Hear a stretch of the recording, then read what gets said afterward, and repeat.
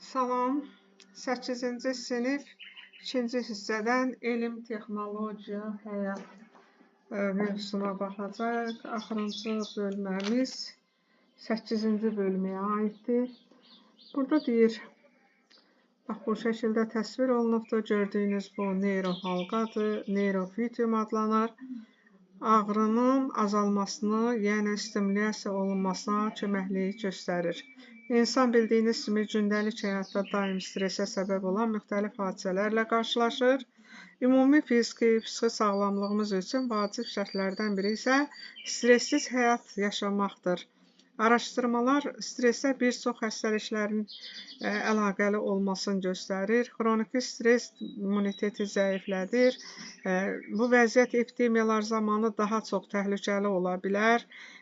Bu zaman qan təzyiqinin yüksəlməsi, ürək xəstəliyinin artması, stres həm də yoxsulluğa, piyələnməyə, alkoqol və narkotik maddələrdən istifadəyə, həmçinin depressiyaya səbəb ola bilər. Bunun üçün neyrofitium adlanan neyrostimulyasiya edən və baş cihazı halqa formasında olub, yuxusuzluq, diqqətin azalması, ümumi gərginlik, yorğunluq hallarında evdə istirahət üçün nəzərdə tutulmuşdur. Cihazın əsasında elektromaqnit sahəsi ilə impuls terapiyası dayanır.